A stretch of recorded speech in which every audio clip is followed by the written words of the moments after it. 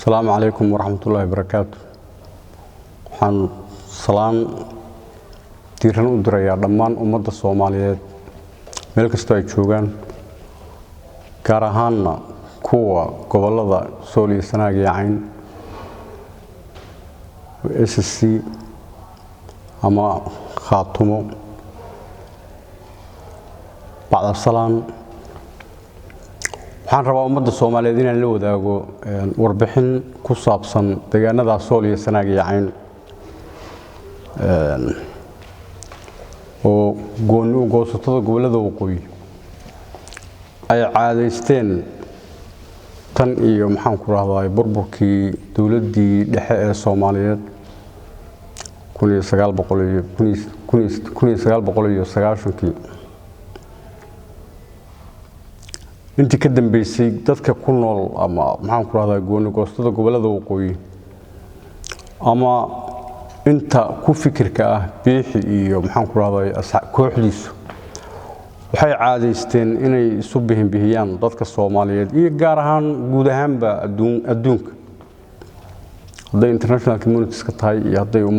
ummadaha Soomaaliyeed ee ku kala dhaqan gobolada iyo deegaanada Soomaaliyeed ay tahay, haddii maamulada Soomaaliya kala dambeeyay ka dhismay ay tahay iyo intaba waxa caado noqotay waana la laayay iyo maxaan ku raahdaa sideeraan loo galay iyo halkeeraan lagu maxaan ku raahdaa xasuuqay iyo baacada ka dhigteen. waxaan rabaa inaan dadka Soomaaliyeed la wadaago guud ahaan burburkii dalka ka dhacay dadka Soomaalidu meel laguma badqabin. Soomaalidu way soo dadishay haddii iyagu ay sadbursi ku heleen oo ay ugu nuglaadeen maxaan ku raahdaa dawladihii kala dambeeyay la dhisay intii ka dambeysay burburkii dawladdii maxaan ku raahdaa dhexe ee sagaashanaadkii burburtay intii ka dambeysay waxay ku maalaan hadday international community ay tahay iyo haddii ay tahay dawladihii la dhisayay ama tan hadeer joogtaba ay ugu dambayso waxay ku maalaan waana la laayay, waana la dilay, waana la waxeeyay.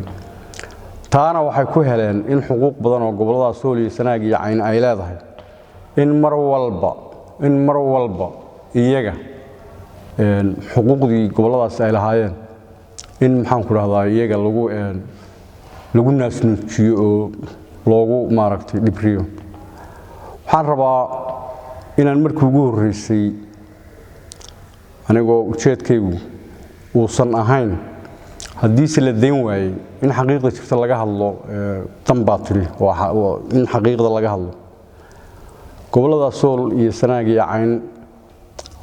iyo Boorame, magaalada Boorame ee maxaan ku raahdaa gobolka Awdal. waxaan rabaa inaan bal ka hadlo dhibaatooyin xooggan oo ka dhacay kuwii geysteen ay hadeerto waliba mas'uuliyiin yihiin oo nool yihiin oo joogaan, laga soo bilaabo magaalada Hadaaftimo oo gobolka Sanaaga xasuuq baa ka dhacay,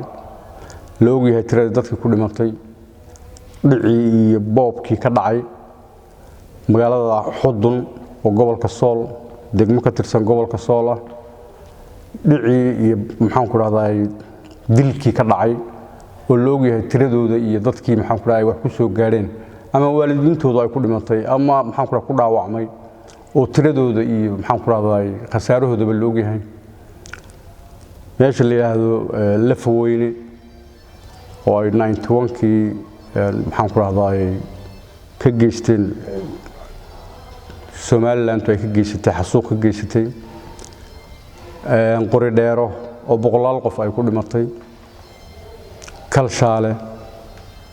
oo la ogyahay oo hadda raadkeedii sii qoyan yahay, magaalada Boorame intaba xasuuq bay ka geysteen. waliba waxaa cad oo aan xaqiijinaynaa oo riboodkeeda iyo warbixinteeda iyo maxaan ku raahdaa sidii wax uga dhaceenba cad in deegaanada aan ka hadlayo oo dhan cidda weerarada ka geysatay hadda midna magaalada Boorama oo kale cidii weerar ka geysatay dadka ku xasuuqday ciidankii waxa hawsha geystay Mr. Biixigan haddeerto madaxweynaha sheeganaya ciidanka horjoogka ah oo hogaaminayay deegaanadan kale aan ka hadlayo saraakiishii hogaaminaysay waa wasiirkiisa arrimaha gudaha oo maxamed kaahin loo garan og yahay sida maxaan ku raahday aan xogaalka ku ahay labaduba waxay hormuud ka ahaayeen ama horjoogayaal ka ahaayeen xasuuq deegaanada aan sheegay ka dhacay kuma aanan caban oo ay Soomaaliya oo dhan baa wax isgaarsiisay waxaase sababtay haddii la deen waayay oo sidbursi lagu helay waxaan rabnaa in maxaan ku raahday aan adduunka u cadeyno iyo international community iyo dawladda federaalka ah ee Soomaaliya iyo guud ahaanba Soomaaliba in deegaanada aan soo sheegay oo dhan xasuuq inuu ka dhacay Mr. Biixi wuxuu rabaa in laga raali geliyo oo ummadda Soomaaliyeed ka raali geliso dunuub uu sheego ama ay sheegaan dadka maxaan ku raahday xaq jirka ah ee gobolada waqooyi jooga dad aan banoolayn waxay u tirsanayaan waxay doonaan in mar walba isaga oo nool oo jooga wixii uu geystayna diyaar uma aha maxaan ku raahday inuu ama apologize ka bixiyo ama xataa inuu dambiye ka galay dambi dagaal geystay oo dad shacab laayay inuu xataa qirto waxaan u maleynayaa garashadiisu kuma filla waxaan la yaabanahay dawladda federaalka waxaan maqlayay muddo dhexdaas madaxweynaha dawladda federaalka Soomaaliya oo u tacsiyadeynaya raali gelina ka siinaya gobolada waqooyi wixii gaaray waxaan isweydiinayaa war haddii kuwa kani ay leeyihiin cid baa wax noo geystay Muuse Biixi cid wixii uu geystay Muuse Biixi dadkii uu waxyeelada u geystay iyaga ayaa raali gelin siinaya oo ilaa maanta ku socota oo ilaa maalinkan maanta aan nool lahay hadday shacab tahay iyo hadday nin door tahayba lagu leynayo maxaan ku raahday lagu barakicinayo lagu leynayo gobolada Soomaaliya Sanaag iyo Cayn iyo waliba magaalada Boorame waxaan leeyahay oo aan fariintaydani daaranta aniga oo og dad badan oo Soomaaliyeed oo Soomaalinimada jecel oo maxaan ku raahday waliba qayb libaax la ka qaata Soomaalinimada iyo wadajirka Soomaaliya inay ka soo jeedaan gobolada waqooyi aniga oo og haddana waxaan rabaa inta aan ka hadlaya waa kuwa xaq jirka ah ee Muuse Biixi micii ku dhiigle Muuse Biixi inta uu horeeyo waa gacan ku dhiigle dambi iguma aha waa xaqiiqa wixii uu geystay baa dhiigeedu qoyan yahay shalay iyo daraad iyo maantaba shalay buu dadka ku leynayay isagoo oo maxaan ku raahday sheeganaya SNM oo jabhada isagoo maamulku sheegay gobolada waqooyi loo sameeyay soo ka tirsan buu dadka ku leynayay oo laha anigoo wax dili kara duco qaadan maayo anigoo wax dili kara haddeer uu madaxweyne sheeganayo buuli waxaanu ka samrin oo aanu ka tanaasulin dhiigga iyo maxaan ku raahday tacadiga oo dadka goboladaas ku nool u geysanayo waxaan rabaa dadka Soomaaliyeed in badan haddaanu ka caaganayn ama ka cagajidnay sida loo dhaqmayo inaanu u dhaqanno oo wiil Soomaaliyeed inaanu dillo ay nagu noqotay arrin nagu adag ay ahayd muddo waxaan rabaa ciddii mas'uuliyaddeeda qaadi lahayd in dadka Soomaalida iyo dawladda federaalka ee Soomaaliya inay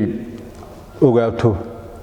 in dadkaasi waxyeello xooggan tirsanayeen muddada inta leeg dhac iyo boob iyo dilla deegaanada aan ka hadlay ay dhammaantood ka dhaceen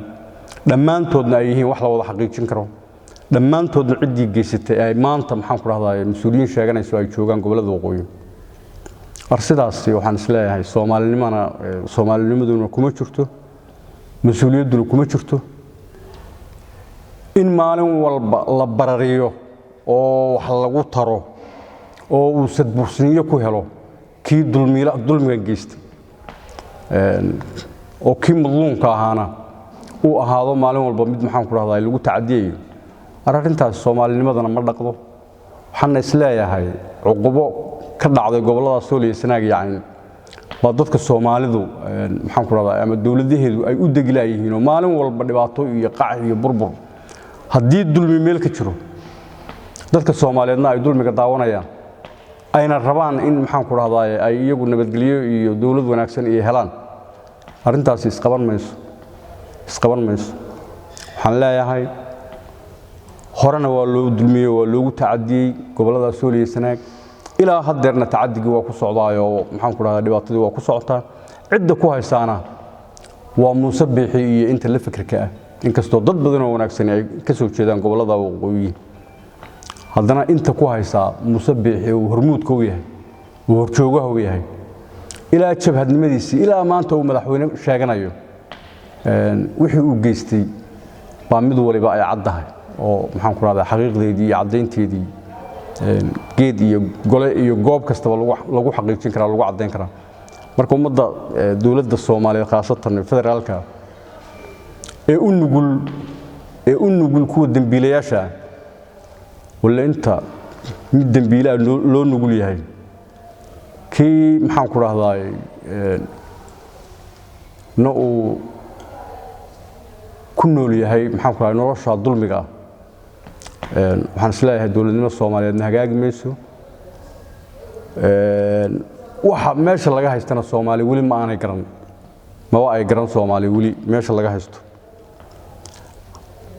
qodobka ugu horeeya ee dawladnimo waxaan isleeyahay midnimadu iyo amnigu waa qodobada ugu horeeya ee dawladnimo ku dhismi karto labadubana halkaas ku xiran yihiin Sool iyo Sanaag bay ku xiran yihiin dawlad indhaha laga laliyo ama yaan laga lalin laakiin waxaan isleeyahay inta ay u aanoobayaan gobolada Sool iyo Sanaag dispute area la leeyahay dadka Soomaaliyeed isma weydiin sababta dispute loo leeyahay ama dispute ay u noqdeen waxay u noqdeen midnimo Soomaaliyeed bay rabaan intaas u eedoobeen dadka Soomaaliyeedna garab iyo gaashaantoona kama helaan kamana helin ka ugu fiican oo ka yiraahdo wadaniyiin baa tihiin oo waa dad qofka ugu roon waa ka inta yiraahdo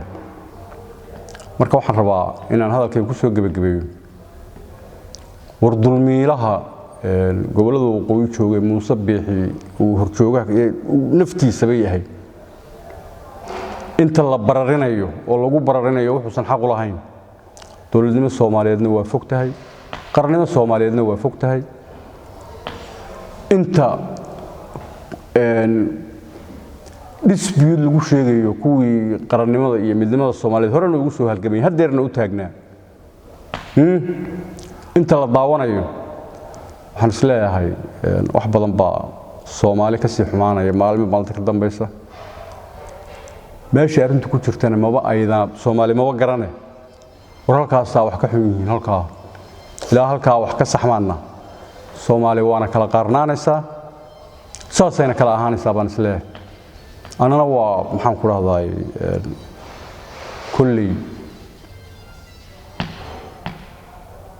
talo